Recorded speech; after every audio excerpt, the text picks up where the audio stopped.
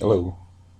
Well, I decided since I have very little shame and I don't mind suffering publicly, and it seems to do some people some good, that, I'll get on here even if I don't have anything to say, anything to talk about, or any particular motivation to do so.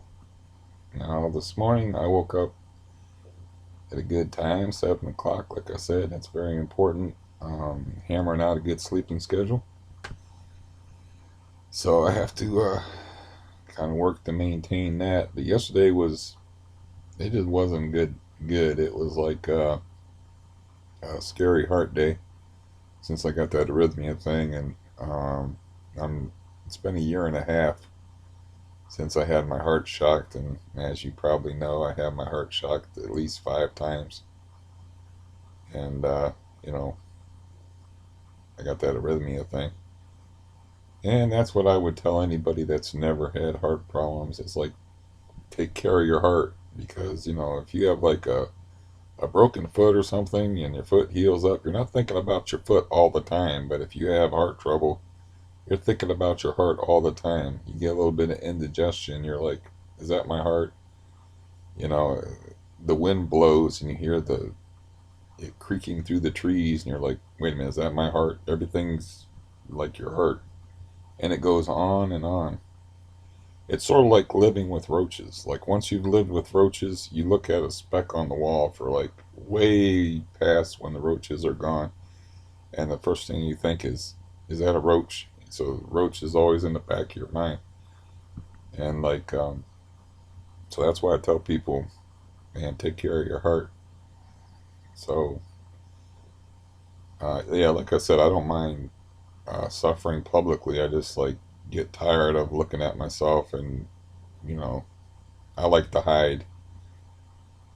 I like to hide from the carnival funhouse of horror that my body is.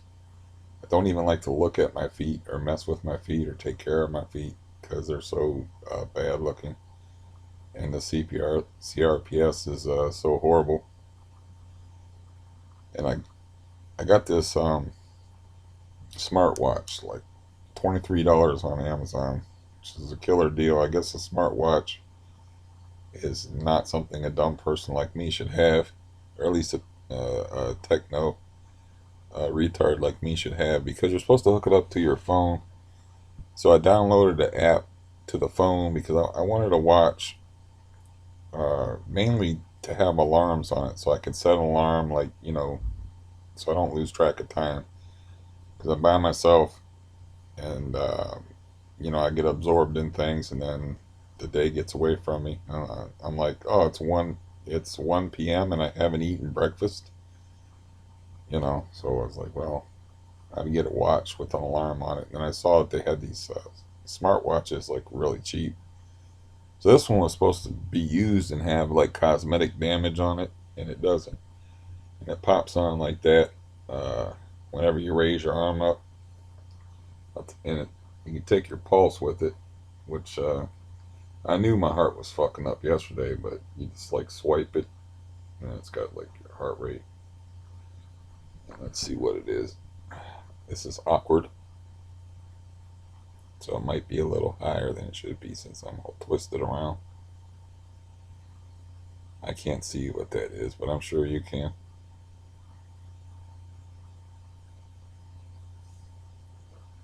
So it says 81, 82. And that's what it's supposed to be. Is it's supposed to be like a steady. It'll go 81, 82, 80. Yesterday it was going 70, 75, 81, 72. It was like jumping all over the place. So I guess that's, see, when I was in the hospital and hooked up to a heart monitor, that's what the heart monitor would do. It's like your pulse goes, like your heart's beating fast, then it's beating slower, then it's beating fast. That's not normal. So I guess my heart's beating normal now. So I'm going to try not to terrorize myself with this, because I can feel when things are fucked up. And yesterday was fucked up as far as like, I'm like, I'm not doing anything but trying to stay out of the hospital today. And Yeah, that was my ambition yesterday. So yesterday, yeah, I accomplished my goal. I didn't do nothing yesterday. I just tried to relax and listen to books. I'm not exactly sure how I got myself in that boat. You know, you know how they say like you have to be healthy enough for sexual activity. I did like have a short session with myself. Like that might have done it. I don't know. Who knows? Can't tell. Um, yeah, I don't know. It's no way to live. But yeah, there's nothing good about this. Um, I don't, like I said, I don't have ambition to pick up the phone and make phone calls to help myself.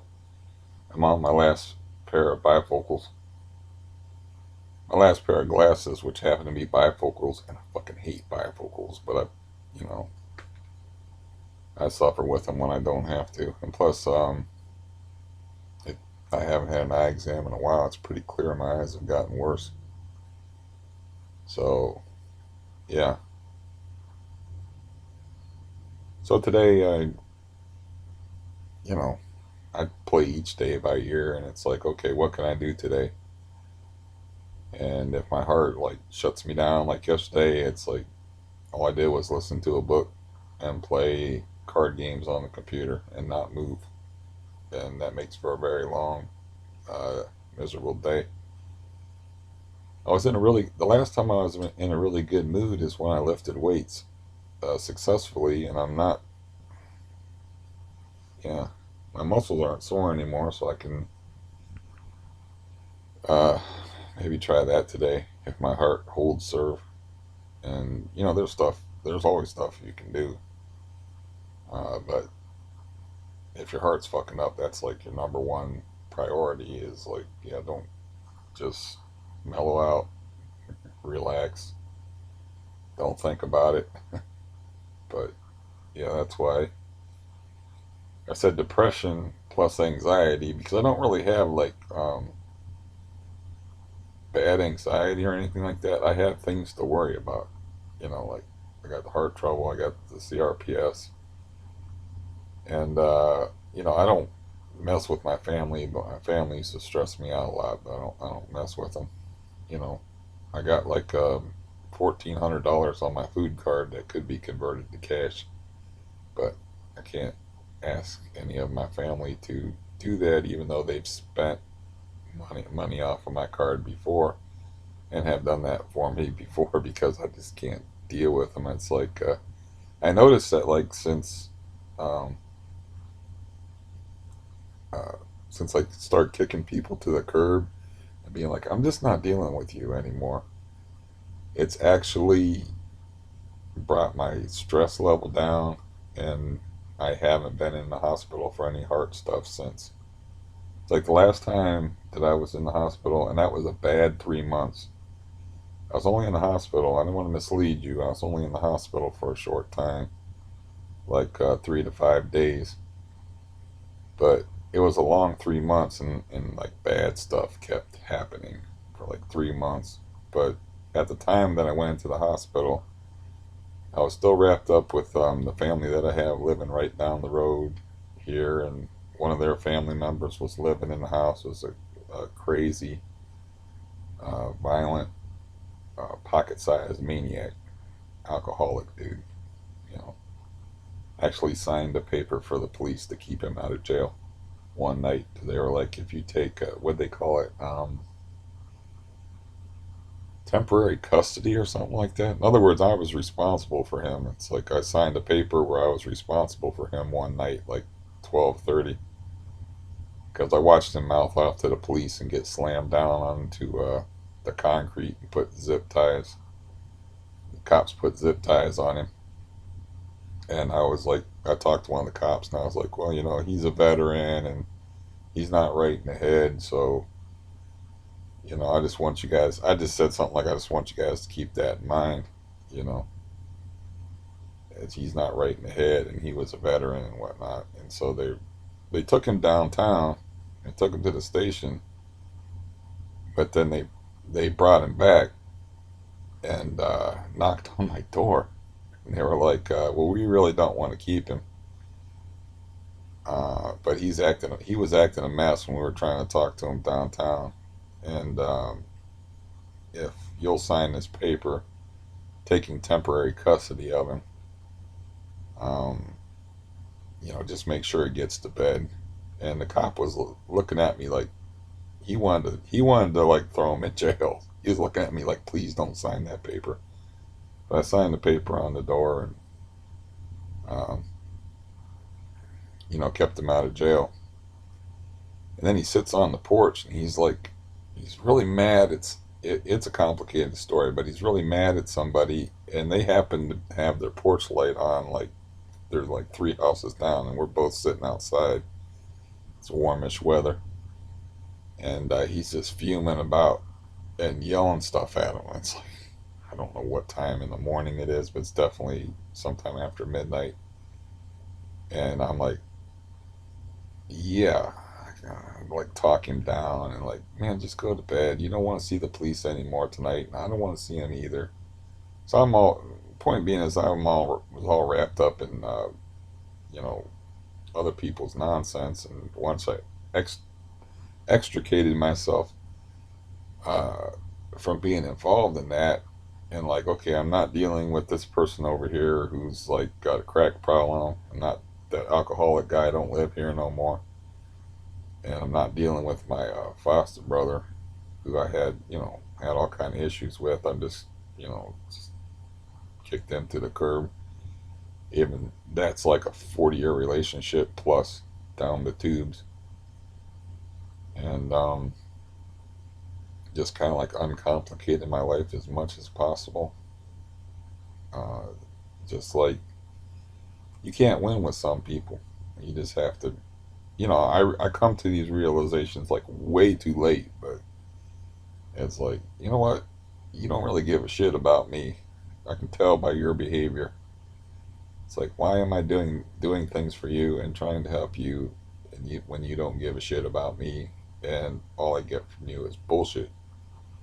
And yeah, you're gonna miss me because I'm not gonna be around to bum money off of. You just use me, and like I ask you for some simple favor, and it's like I'm asking you to give up a kidney. It's like you just kind of get that put in your head or conditioned, like that's family.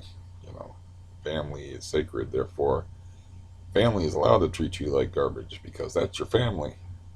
No, but like I said, I came to that realization like way too late.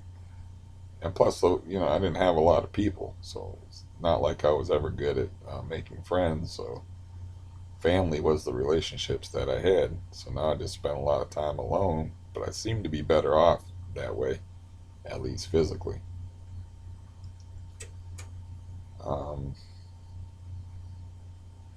yeah, I mean, I don't want to. I was thinking about it last night, and I was like, well, I haven't thought about that for a while, but yeah, that happened. And I was dredging up some thing that somebody did to me and my family. Somebody did to me. I should try to enunciate better. Somebody did to me in my family.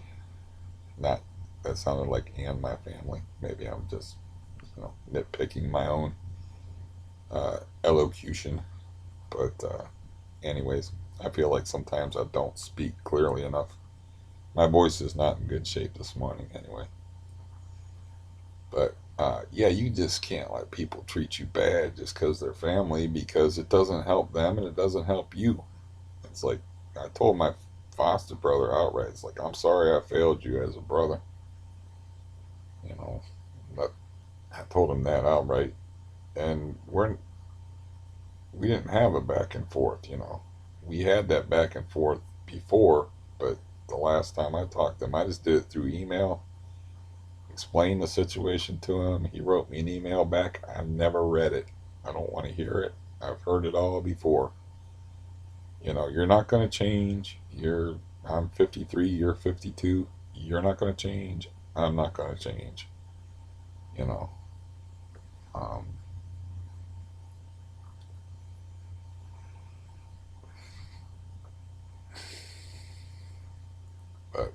Yeah, I mean, so when I wake up in the morning, it's like I don't really have a whole lot of reason to have a day or to keep living.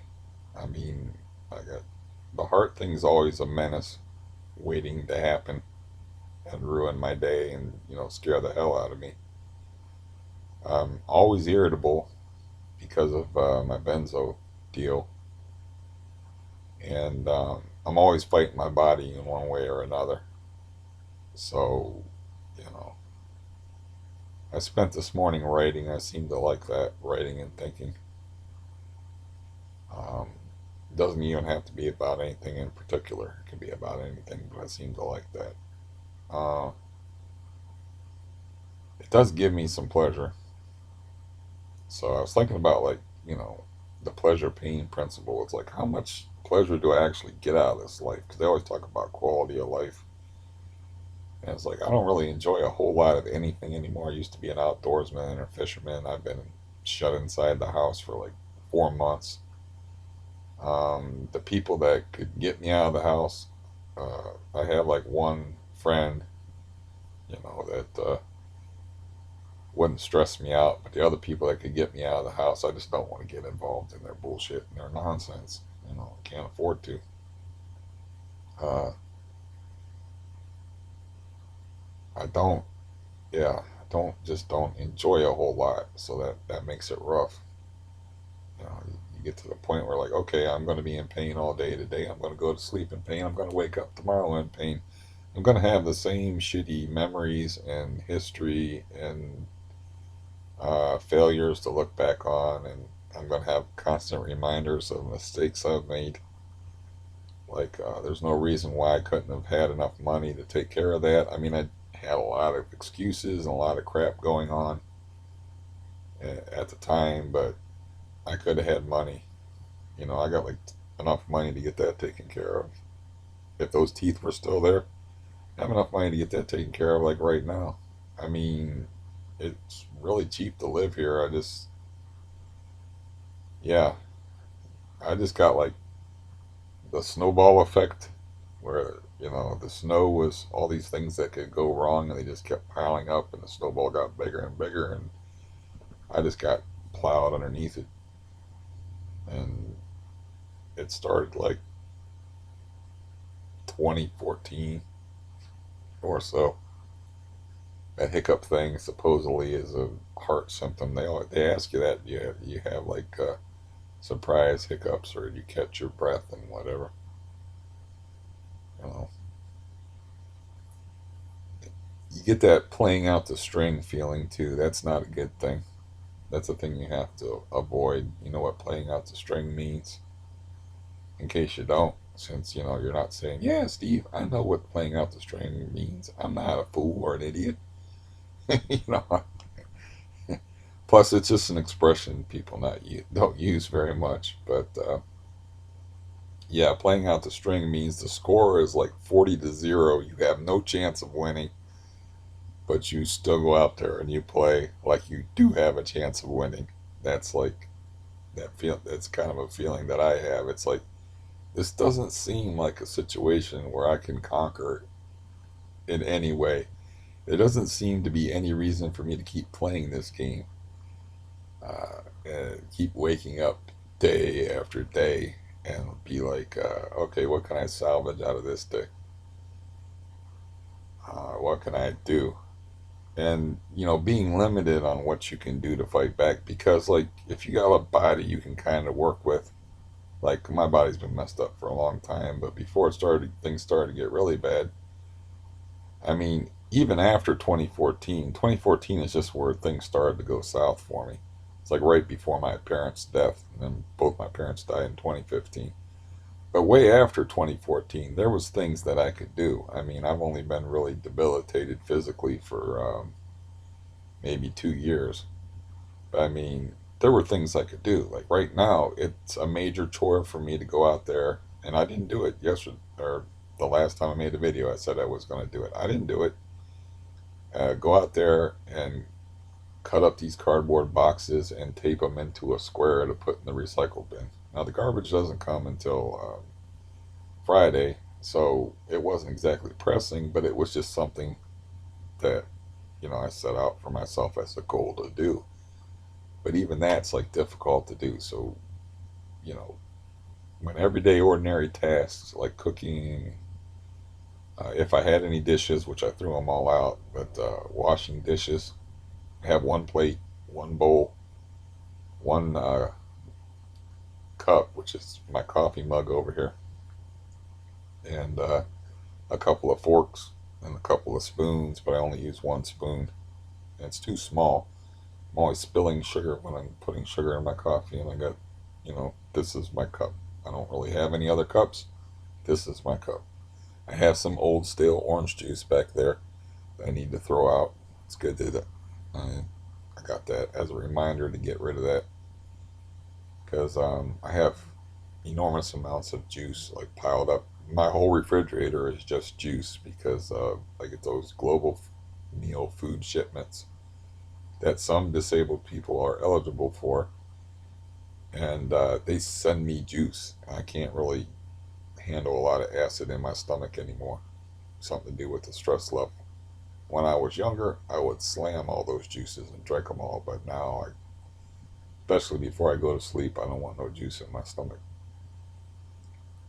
So yeah, so wasting that much juice, that would have been incomprehensible to me like 20 years ago. What? You have like leftover orange juice that, cause I love orange juice.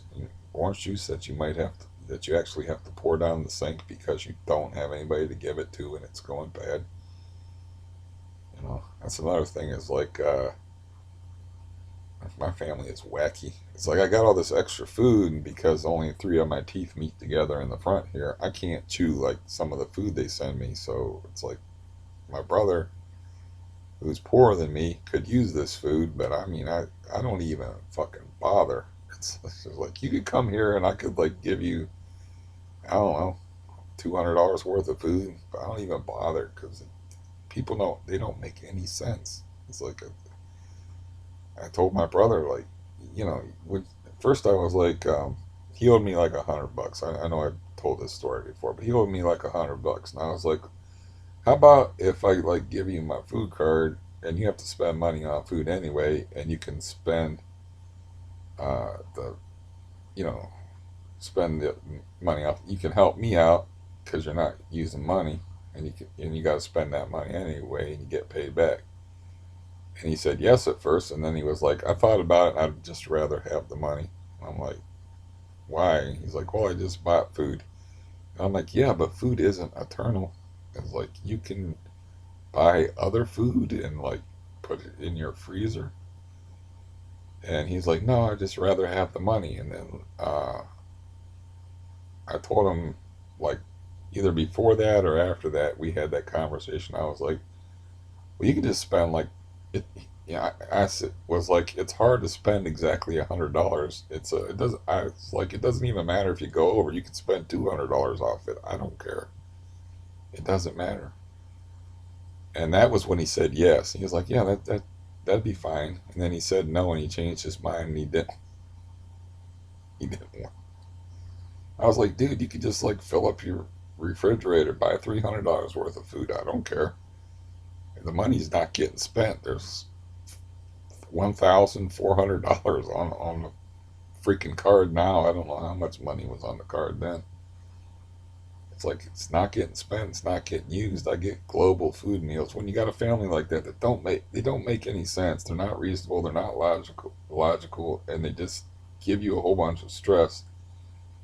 I mean, you can still have relationships with them. You just have to be careful. Like I'm careful with my brother. It's like I always tell him I'm gonna let you do you because you don't try to reason with him. You let him complain. You don't offer simple suggestions to like how he could improve things. Like, oh, you don't like your cable service and your phone's cutting out on you and stuff, and you don't like your internet phone slash cable provider. Well, if you get a new one, you can get like this really killer deal, and I never had any have any problem with AT&T. That's a conversation I had about 3 years ago with him. He still got the same company, and his phone still. He still. It used to be Time Warner. now it's Spectrum. He still uses Spectrum, and Spectrum fails on him. So I just let him be. It's like if you want to be miserable, be miserable. That's how you're comfortable living your life. It's a simple fix if you don't want to do it because you hate change that much.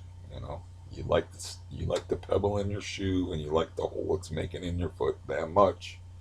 Keep your pebble. I'm not gonna mess with your pebble. So yeah,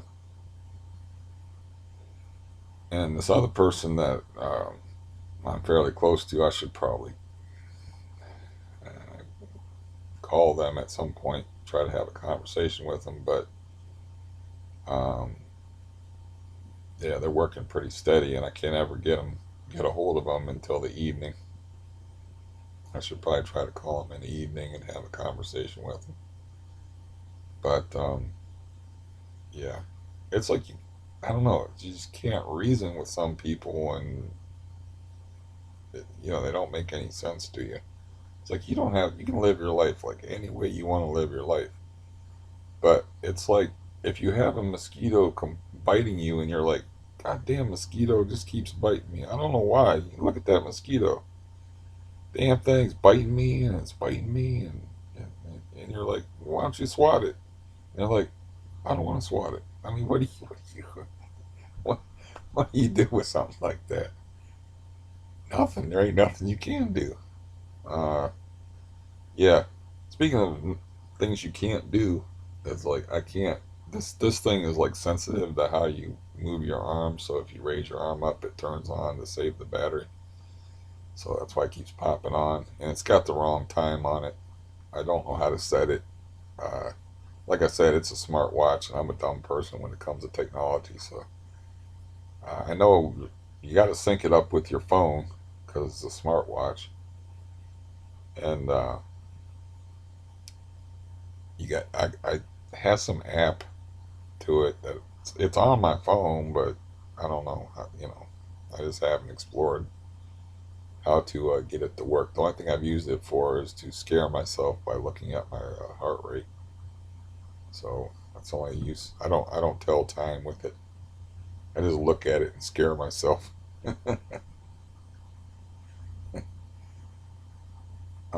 It's comfortable. I mean, I wear it all the time just to get used to it, even though it's just a heart monitor basically now. Speaking of which, just out of curiosity, let's see what talking has done to my heart rate since it was what, like 80. We'll check this out. See what it is now. It's very exciting, compelling viewing in it. I'm drinking more coffee. What's that say? I can't see because I'm blind. 68. Now up to 70 since I made that face. Okay, now it's steadily climbing. I don't know what that means or even how accurate this watch is, frankly, so I should probably not listen to it. It's up to 77 now. It just keeps going up. So maybe it doesn't work that well and I should ignore it. It's okay, it capped off at 82. So maybe 68 is not an accurate reading. I doubt I have a resting heart rate of 68. I don't do anything, as I have been saying on here, as I don't do anything physical. So, uh, today I will try to, I'm saying this hopefully, hoping I'll do it, but I will try to pick up the weights again and just do like little tiny things so I don't make my muscles sore, because that's no good. Um, they say no pain, no gain, but that's just a bunch of bullshit if you know what you're doing. And I've been lifting weights for years, off and on, and I know what I'm doing. That's why I was shocked that I made myself that sore because I never do that. I just I also am never this inactive. So um, yeah, I'll do that later on today. I'll pick up the weights and take care of those boxes, and then if I can do anything else and my heart allows me to do it, I will walk around, even if it's with a walker, just to work the heart a little bit. That's if my heart allows me to do it. And maybe I should just ignore this watch because who knows how accurate it is. Just a damn watch.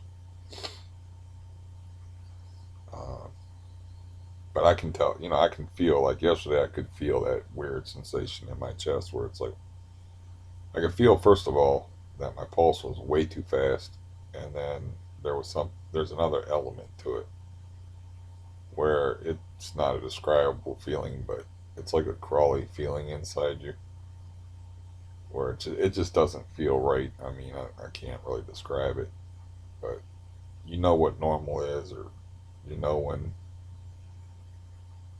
you just can feel when something's wrong. A crawly feeling is like the best I can do. Cause I mean, I've had like anxiety attacks before where um, I'm sitting there and my heart rate goes up over 90 for no reason. I'm just laying here, and I'll take my pulse old school without a damn watch, and I'll be like, oh shit, you know. And then like when I get the arrhythmia, sometimes your heart will stop beating for brief moments. So that one day I was like, okay, I'm dead. I was trying to take my pulse, and I'm like, oh, I'm dead. There's no pulse here at all. And oh, there it is. Okay, I'm alive. Um, yeah, that's terrifying. Anyways, um,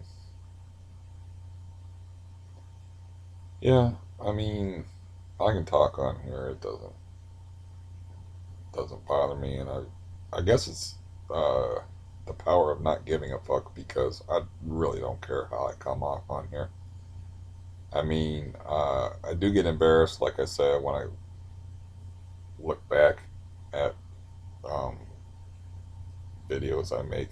And that one video I was just too ashamed to put up because for a couple of days I was too ashamed to put it up. But I'm like, kind of made a promise that if I make a video and there's not really a good reason, like me talking too much personal stuff, or mentioning other people's names or whatever, there's not a good reason for me uh, to keep it off the air, put it on the air.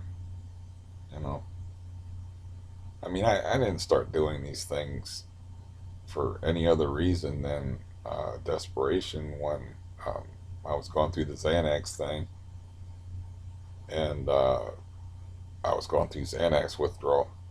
Uh, and I actually started this, I think, like my first videos were uh, something like January 2018. So, yeah, I may look like a ham, but I'm really, I may look like a ham. I didn't mean to say that. I may seem like a ham. I guess I'm not used to being fat, so that's why I said I look like a ham. Uh, but yeah, I may seem like a ham or somebody that's willing to blather on for hours and hours and make thousands of videos, but that's just like a new phenomenon. Uh, the idea being behind it being like I was going to chronicle my withdrawal from Xanax, and yeah, that didn't go well. That whole period of time that I've been doing these videos, not a good time for me. But there was a lot of eventful things that happened. You know, all of them, nearly all of them, bad. I figured out like the situation upstairs last night because I heard a sweeper going and I heard her coughing. So I pretty much detectivized what's going on up there, which is she's very sick and is in bed a lot. Therefore, I don't hear her stomping around. And they farmed the dog out because she's too sick to take care of the dog by herself. So when I heard the dog, they were bringing the dog in to visit her, but the dog's living somewhere else. But she's up there because I heard people talking last night, and I heard her very distinctive smoker's cough. Now this morning, I don't know. I haven't heard anything this morning, but it is much quieter around here because if on any odd chance that I have somebody tuning into this that's not familiar with the situation, I used to have an apartment. Now I have a room because I have this tiny room that I live in because I have had a rampaging brontosaurus stomping upstairs to the point where it was rattling, literally knocking things over in my apartment. That's the amount of stomping vibration that was going on. So I was like, I'm going through withdrawal and anything irritates me. So I'm like, man, fuck this. And I just abandoned the rest of the apartment and just live in this. This is like a quieter room because for some reason the door is like a sound room in a music studio and it shuts all kind of noise out. And then like I can put on a fan or the air conditioner on fan. It's weird putting on air conditioner in the wintertime and I can block out all that noise or most of it. And as opposed to grinding my three remaining teeth uh, out in the living room to stomp, bang, stomp, stomp, pound, stomp. You know, um, I had hoped that she moved out though, and then I'm always hopeful that I get neighbors that I like. But I had told the landlord that when this is a couple years ago, of course, I don't talk to my landlord anymore. I want to beat him with a wet bag of a wet bag of nipples, a wet. I'm conscious of the fact that I'm on camera and I'm always trying to block those bad boys out. I want to beat him with a wet bag of nickels in an alley late at night. That's my relationship with my landlord currently. But it wasn't always like that. So when the meth people were here and then there was a squatter situation, then after the squatter situation resolved and they got thrown out, Stampy moved in. And I told my landlord, and I was serious, that if I would have known that I would be in a situation where I have to hide in my room from somebody that's that loud stomping around, I would have rented the upstairs apartment and just kept it empty. I could afford to do that because it's really cheap to live here. And he was like, I wish I had known that, but it was too late. She had already moved in. So I was thinking about like, do I really want to do that? Because I pay only $425 to live here. What would it cost? I don't know what he charged me for renting out her place, but I could actually do that because I get free food. I don't have to pay for my food, and just keep the upstairs empty. But it would cost me at least $850 to $900 to live here, and I wouldn't have any fun money, and I wouldn't be able to have any savings. And I should have like been better about saving money and spent money on my teeth. But yeah, like I said, I had a lot of stuff going on here, and my head was in a blender. My head's really been in a blender for like about 3 4 years. Um, I started like I started taking benzos maybe 6 years ago. I don't exactly even know, uh, and I may have picked up a couple of new people, but the way that happened was is like I don't like drugs, but I was always partial to downs because they helped me sleep, and I got chronic pain, and I thought benzos were just like another downer. I didn't know what they were, and somebody was getting them prescribed, and they had their morning dose and their evening dose, and they were like, "Well, I don't take my morning dose," so they would sometimes give me Xanax, sometimes sell me Xanax, and gradually I developed a dependence on them. That's why I don't know exactly how long it's been. And then I asked my doctor for him, and he was like, "No." And I was stupid, and I actually brought an illegal pill to my doctor's office and said, "This is what I've been taking." Because he was like, "Whoa," he was like, "I don't want to be here right now. This is illegal." Doctors get in trouble for this kind of shit all the time. Meanwhile, the guy's a rapist, but that's a whole nother story. But he was like, "Whoa." He literally held his hands up and backed off, like, "Whoa." He's like, "I don't know what that is as far as like how, you know, the milligrams. I don't know what milligram pill that is, but that's an illegal pill. You shouldn't have it in here. In here. And he says, I don't want to know about that. So after that, I was basically saying, look, this seems to help me out, which really it wasn't helping me out. It was like I was already dependent on them, and it helped. They create a need for themselves, like smoking. You don't need to smoke, but if you're a smoker, you need a smoke. That type of thing.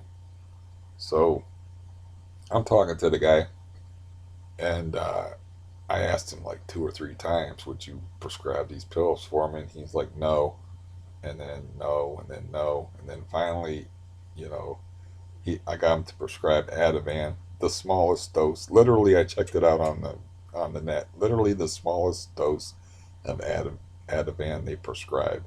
So I'm just white knuckling and cold turkey withdrawal from Xanax, just waiting to take my one little tiny pill of Ativan at night.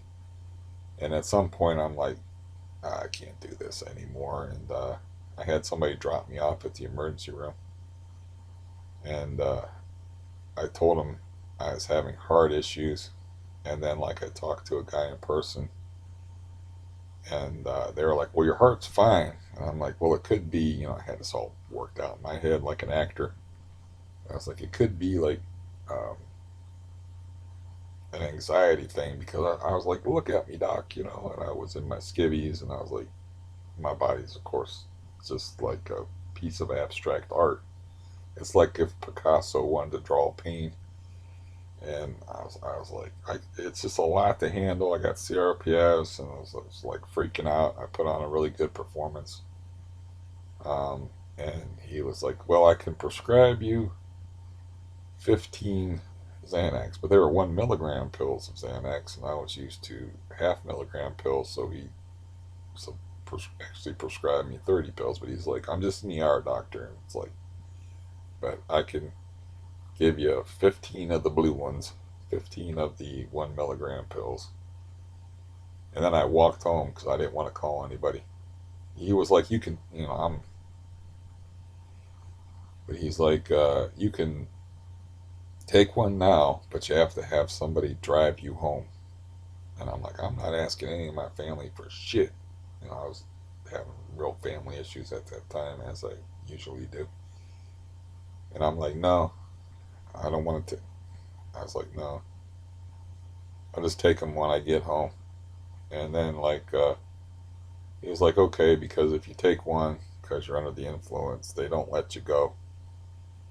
You have to have somebody drive you home because they assume that you're going to drive yourself home. And I'm like, no, I want to drive myself home. I can't drive. I don't have a car. So I just walked home from the ER that night with a bad heart in cold turkey.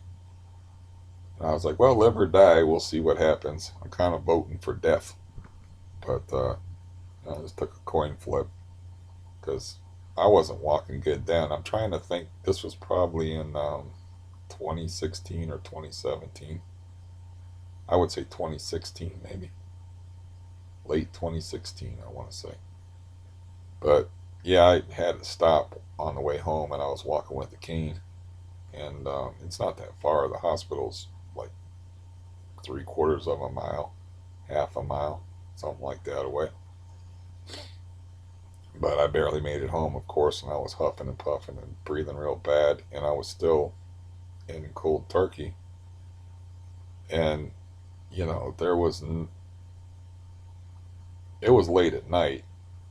I don't know how late at night, but I was like, well, there's no. They have like an all night drugstore here at Walgreens, I think, or they have all night pharmacies. I asked them about it, and they're like, well, there's all night pharmacies. Maybe Walgreens or Walmart he was talking about, or Wall something. I don't know. But basically, I white knuckled it through the night, and then in the morning, bright and early, I hopped on the electric bike and went to the drugstore, and they're like, sign your name, and I was literally like this with a little electronic pen. Um, so after they uh, prescribed, after that doctor, he like broke the seal because then my regular doctor was like, "Oh, you went to the ER, and ER another guy says it's okay for me to prescribe Xanax for you. Well, I'll prescribe it for you." Really, at that point, if I was in the hands of people that knew what they were doing, they would be like, "Look, you got a drug problem. You're you're dependent on this substance. That's a problem. So we're going to give you Valium and gradually wean you off on a benzo that stays in people's systems longer because Xanax only stays in people's system for like 12 hours tops, whereas Valium will stay in your system with the so-called half-life for 40 hours. At that point, if they would have, you know, knew what they were doing and addressed my real problem that I was having, um, it would have saved me like 3.5, 4 years of misery. And I don't know, the long-term effects of benzo dependence. I don't know what they are, and I don't think the researchers and professional people really know. I mean, I asked the psychiatric nurse guy, and he just was like, "I don't think they know." But I'm like, "Well, what do you think?" And he's like, "I don't think your receptors actually heal. I think you just make an adjustment. You get used to the new you." Is what he said. I'm paraphrasing. But anyways, I haven't gotten used to the new me at all. The new me is not a happy camper. But that's sort of a recap of how that all went down.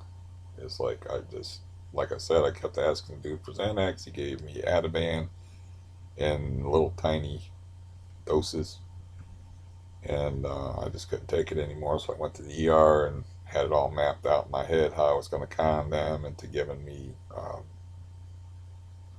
Xanax, which I had already been taking on the street because I'm an idiot and didn't look up the pill. Also, I was grieving my parents still at the time. That's my excuse anyway. But anytime you put something in your body, you got to research it. You just can't trust people because they wear white coats and went to school and say these long words. You have to research it. And yeah, as somebody I read last night said, if they would have ran out of their doctor's office screaming if they knew the results of, you know, being prescribed Xanax. Or no, their deal was Klonopin, which is of equal potency to Xanax, but Klonopin stays in your system a little bit longer. But they're like of equal potency, like 1 milligram of Klonopin is equal to 1 milligram of Xanax in potency. Whereas I forget the ratio, but you know, you can take, in other words, you can take 30 million, 30 million. I'm doing real well this morning. Nipples and 30 million, 30 million nipples. You can take 30 milligrams of Valium and stay awake. You take 30 milligrams of Xanax, that I don't know what that would do to you. I've never taken that. I've never heard of anybody taking 30 milligrams, so there's like a huge difference. And Valium, according to Dr. Heather Ashton, is the best pill. That's what I'm currently on for weaning people off of the heavier stuff like Klonopin and Xanax. Because the withdrawal state on Xanax, since I've been taking Valium, I thanked that guy like a million times. The guy that finally prescribed Valium for me and made it not a worry. And, after 3.5 years, like I said, if they would have done that 3.5 to 4 years before, instead of like digging that Xanax hook in me deeper by giving it to me, because I really didn't know what was going on. I knew that, like, all I knew is I feel sick if I don't take this pill. So therefore, I want this pill because when I don't have it, yeah, it feels like I'm losing my goddamn mind. So it was pretty simple equation for me, and I didn't think about the whole thing like, you know, rationally. Like, okay, you have a drug problem that needs to be addressed. There's probably solutions for this. You need to, you know. Instead, they just gave me more of the same. And to show you how whimsical doctors can be, it's like I'm freaking begging this guy to prescribe this drug for me that I can't get enough of it. And by can't get enough, I mean it's hard to score it off of the street in any kind, and it's dangerous too. And you don't want to do that because there's fake Xanax out there that contains fentanyl that will kill your ass. So not only is there counterfeit Xanax out there, but even scoring the real shit isn't that easy. So I was looking for like a steady supply. So I'm asking my doctor for this stuff, and he's just saying no.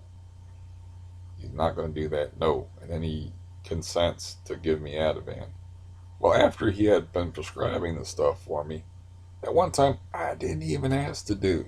I was just saying I was having a rough time, and he was writing out the script, and he's like, "I'm gonna double your Xanax," and I'm of course like, "Okay, cool," you know. And then I had more Xanax, and then I started taking more of it. But the Lord giveth, and the Lord taketh away. And so at some point arbitrarily, he was like, "Well, now that I sunk that hook in you deeper, I'm going to pull it out a little bit, and we're going to go back to half of what I prescribed to you." And that's around the time that I started making videos.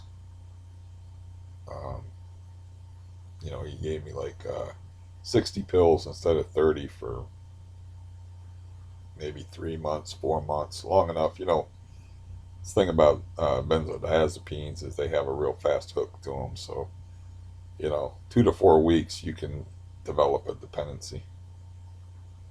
Um, it just depends on your constitution, but that can happen within 2 to 4 weeks. And I had a case manager I don't have anymore for a care source that she says she can feel the difference after a week. And I don't know where she was getting them or how she was taking them, but I would talk about my Xanax use, and she would talk about hers and say that like she takes them sometime, and I'm like, was talking about withdrawal. She's like, yeah, I can feel the difference. The next day, it's like next day I feel like I've had too many cups of coffee, and I'm like, how long was you taking them? She says, well, I'll take them like for a week in a row and feel a difference. So it's real. It's a real fast hook. Uh, so, anyways, he made sure I was getting hooked, in other words, and then pulled the carpet out from underneath me. And I was like, ooh, I'm in for some trouble. Because I had already experienced some withdrawal, but not like I was able to, okay, now I got some. Okay, now I got this. Okay, now I went to the emergency room and got some. But now I wasn't getting anything. Then the first Valium I scored off of the street. And I was like, that was after 2 weeks, and I found out, oh, Valium's really hard to get too. I got burnt trying to score Valium and got sold Bus Bar. I think it's Busbarin or something like that. Does nothing. And I got beat for like $60. That's an old timey expression, meaning somebody sold me the wrong drugs under false pretenses because I was using the agent because I'm in my house, doing this. Um, I still got them things around here somewhere. I think I might have thrown them away. I don't know, but they do nothing. It's something like Busbarin or something like that. Just call them Bus Bar, at least on the street. But I'm not. I'm not even a drug guy, and I'm like buying drugs off the street. It's like this doesn't even make any sense. It's like I'm never taking coke, never taking meth, never taking heroin, never did bath salts, never did acid. You name it, chances are I've never done it. I've never been a drug guy. I liked opiates here and there, but I wasn't really susceptible to being addicted to opiates, unless you know I was addicted to opiates when I was 16 when they were shooting me up with morphine like 4 and 5 times a day. When I had my spinal tumor removed when I was 16, so I knew pretty much what that was about. But as far as like after that, I would get codeine pills or Percocet. It would just be like a nice treat to have. Like I had my wisdom teeth out, so they gave me a bottle of Percocet because they used to be way more liberal when it came to handing out drugs. Nowadays, you have to be missing a finger or something, missing an appendage. I remember like I cut my leg really bad and almost bled to death, and they were like, "Take some Tylenol." Tylenol, seriously? Tylenol? And sure enough, you know, you've hurt yourself really bad when you don't feel the pain. So I cut my leg really deeply, and it didn't hurt. I even told him like, "Go ahead and stitch it up. He's like, you don't even have to shoot me up with anything. I can't feel it anyway. Just don't bother." And the guy was just looking at me. They put something in there to stop the bleeding so they could stitch it up. And he's just looking at me. He goes, "No, I'm going to shoot you up anyway." 'Cause he didn't believe me. I was just like, "Go ahead and stitch it up." He thought I wasn't talking like I was John Wayne. That's a horrible impression. I wasn't like, "Stitch it up. Go ahead. Make my day." It was just like, couldn't feel it anyway. He thought I was just acting like a tough guy. But what that means is you hurt yourself really bad. So I knew the next day when when those nerves woke up, I was going to be in a lot of pain, and I was right, of course. And it hurt like a son of a bitch. And I'm like, okay, Tylenol. Maybe if I take the whole bottle of Tylenol, maybe I won't feel any pain. But yeah. Um, so yeah, I've been through a few things, you can say. My current situation, though, it's like it's not like all those things that I've been talking about here for God knows how long are things where I could fight back. Like, oh, okay, I can go get to the ER and I can walk myself home, and I can do. Now I can't walk. It's like my walking is so horrible and painful, and it's like cutting up boxes and piling them in a pile and taping them together is an accomplishment. You know, it, uh, my hands are starting to tremble a little bit from the coffee, and I haven't taken any Valium today. But like, say I do the garbage in here, do the garbage out there, and I do one other chore. I'm done. I gotta lay down after that. It's like, and my leg hurts. You know, it's like I'll be brushing my teeth and my leg will start hurting, or like that's why I threw my dishes away. It's like I'm not washing dishes anyway. That's before I had aid workers come in here, and I never minded aid workers doing dishes. I just don't like them doing other housework. Um, There's something about that I don't like. I don't like people doing housework that I should be doing. But anyway, speaking of the Valium, it's like I counted out my pills yesterday and I can't figure it out. But I have 53 in that bottle, and I have one in here, one and a half in here. Last month I took 55, so I didn't gain any ground, but I pretty much held serve with what I was taking.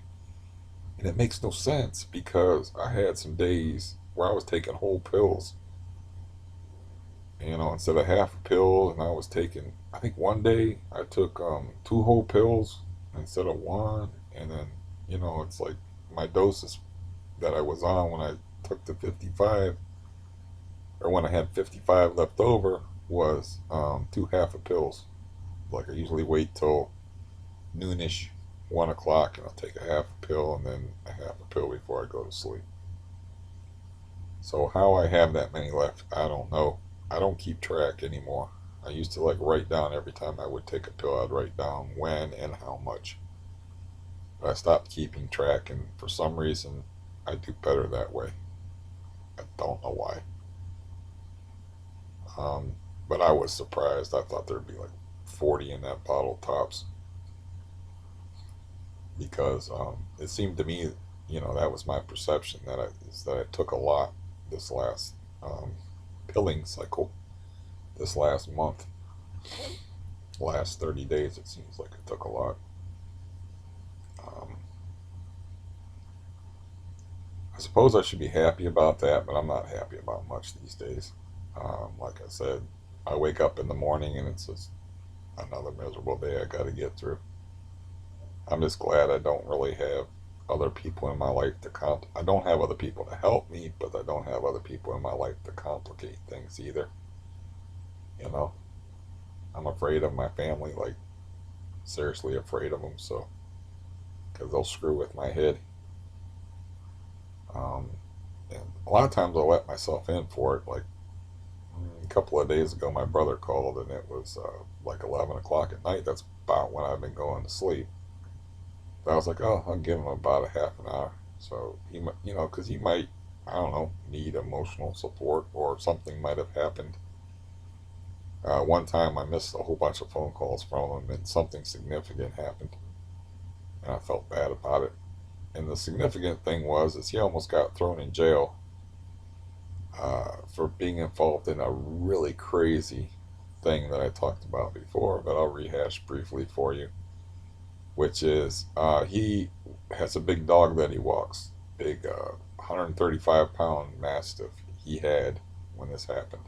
He's dead now, and he has a routine where he goes to this church and they have an outside pavilion and a picnic table, and that's where he rests and he sits at the picnic table.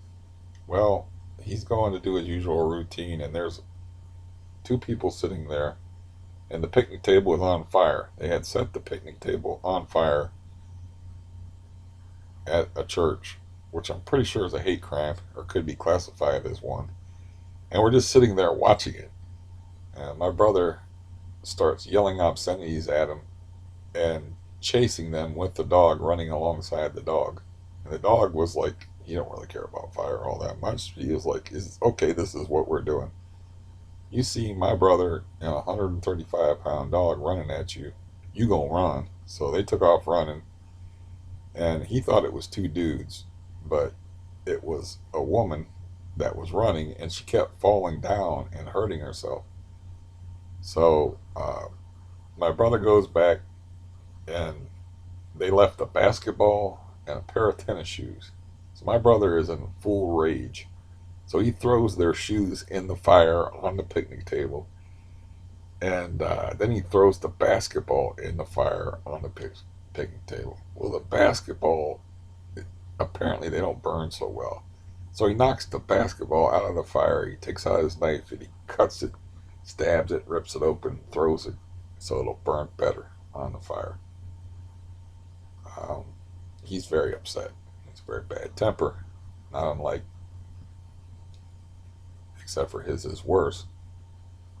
And he has more repression, which makes it worse.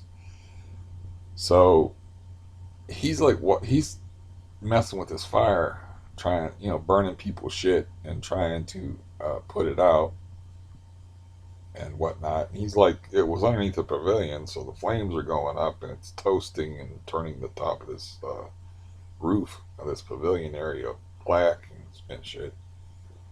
And so he starts walking the dog home, and somebody comes in a van and starts yelling at him about the person that was falling down that he chased away. What turned out, he thought, my brother thought it was a dude. It turns out it's this guy in a van yelling at him girlfriend.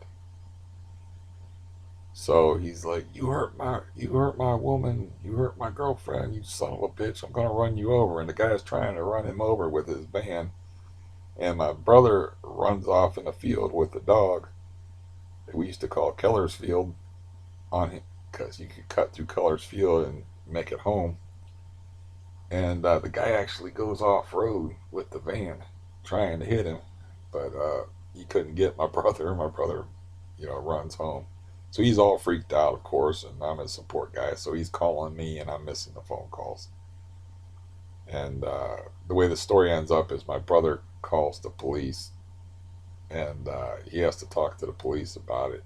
And because he threatened to kill the two people, he was like, I'm going to kill you.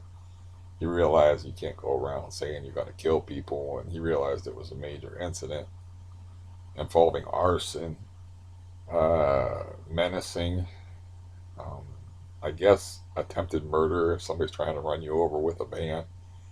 So he realized it was a serious thing and he wanted to get out in front of it, so he called the police on himself, more or less. So while he was waiting for the police to get there, he was calling me, you know, so I could talk him down. He was like, the answering machine messages when I got around to listening to him are like, I really fucked up, man. I really fucked up. He's like, yeah, these people start, and he's talking about it, and each call has a little bit of the story on it because my brother, like me, is big on stories and needs to tell you every detail of them. But the point being is that something like that might have happened, and I felt bad that I wasn't there for him when he needed me. So I pick up the phone and talk to him, and he just bought a new stove, which is a big deal. You know, good for him, but he was feeling good about that. He got his stove installed and it works, and he likes it. And the other stove isn't going to burn down his house anymore, so he's happy about that. But yeah, meanwhile, it's like, okay, my sleep's disrupted, so it's going to keep me up. But I'm afraid of my family, but I like to be there and help them out if I can. And that's why it's aggravating. Like I said, man, sometimes you give love, you don't get it back. You give help, and you don't get it back. And you might not even be expecting to get it back. You're not like making an investment in people necessarily just by being nice to them. Maybe that's the way you are, but your mind can't help but remember that stuff. It's like, well, I did this for you, and I did this for you, and for me, I can understand if it's like something that's taking them out of their comfort zone and making them do something they're not cool with. Well, when my brother-in-law refused to drive me to the emergency room, the dude is a professional driver. He drove truck for a living. He drove for Goodwill. That's what he does. And he was like, can you get somebody else? Like, I know. He's like, yeah, I know you're in withdrawal and you're suffering, and I went through withdrawal myself when I was kicking the bottle and shit, and I know you're miserable and stuff. But yeah, can you get somebody else? Driving's too much work. I'm in the middle of something. Like, and then that kind of shit I don't understand. And then like my brother uses a credit card to buy stuff in stores and stuff. It's like when I asked him like, why don't you spend? You have to spend. You're spending money on food anyway, right? Yeah. Okay. Why don't you spend money off my card and then give me the money that you would have spent anyway, and we both win? No. That's the kind of thing that then you start thinking, well, I did this for you and I did that for you, and this is something that you could easily do for me, and you won't do it, and I don't even know why, and you don't even know why. His explanation was, I'd rather have the money, and but you have to spend the money anyway on food, and food is not eternal. You're going to run out of food and need more food. So it was like, it makes no sense. So I just check how much I got on my food card every so often. I got about $1,400 on there. So yeah, that kind of stuff. It'll drive you crazy if you think about it too much. So I try not to think about it. But I've been having dreams involving, like I had a hateful dream. I just call them hate mares. I had a hate mare involving my foster brother the other night where I was smashing up his car. I was trying to drive and I can't drive, so I was deliberately like wrecking his car and smashing it into things and having hateful, miserable conversations with him. If I don't talk about dreams when I first have them, when I first wake up, they just go out of my head like 99% of the time. So I don't really remember the details, but I've been having like a lot of bad dreams. It's I can't help it though. You just have to kick people out of your life sometimes. It's like it's like the thing with my sister and thing with my foster brother and thing with my aunt. She didn't do that much. The thing is like I had that guy living here who was a completely psychotic person. I mean, a crazy, like running through the streets, starting fights with strangers, crazy.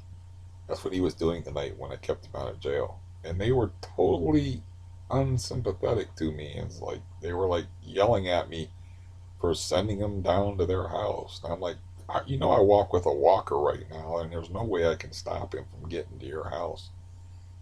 And they had like an attitude with me about it. And it's like I'm like, listen, I was talking to the aunt, and I was like, listen, you had to put up with him for 15 minutes. He lives in the building over top of me 24/7.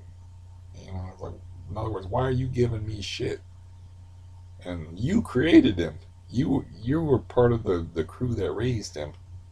I didn't create this monster. So, you know, the fact that you're like giving me shit when I'm trying to help you dealing with this maniac, that somebody should probably put a bullet in his head and do him a favor because he's just that messed up, and a severe alcoholic, like, you know, wake up at 9 o'clock and drunk by noon type alcoholic, you know. Yeah, so I was like, you people don't care about me, you know, care about yourselves, care about, give a shit. I'm just somebody for you to use. I'm just done with that. And, but it's still painful, and you still have the, like, I got more shared memories with my foster brother probably than anybody else. We would go on trips together. We drove down to Florida. We, you know, got near. Well, I think we might have gotten a car accident together. I've never been in any severe car accidents, but yeah, we've had times together. You know, we grew up together. Supposedly, I beat people up for him when I was a kid, which he always used to claim, but I don't remember. I remember beating a lot of people up.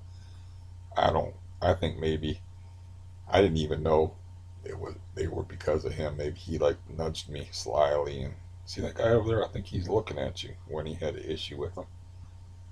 I'm like, oh yeah, what's he looking at me for? They used to claim they used to beat people up for him, and they used to call him Little Barton. His name is not my name, but they were like, you know, don't mess with him because if you mess with him, you're gonna have to mess with this guy, and that guy's a little bit so. Which I wasn't no badass or anything like that. I was just a fairly large kid with a fairly bad temper who was subject to do unusual things at times. I mean, I grabbed this one kid and started swinging him around in a crowd of people and knocking people down with a kid. That was weird, but it was, I didn't think about it. Just did it. Just this, we're in this crowd of people with this kid, and this, you know, we're teenagers, and this kid's like bangs into me, and I'm like, watch where the fuck you're going. He said some kind of smart ass remark to me, and next thing I know, I got him by the front of his coat. I'm just swinging him around in circles, like trying to clear a place to beat him up, like knocking people down and shit. And it didn't make no sense at all. And then, like, when we actually did get in a fight, the teachers came out and broke it up.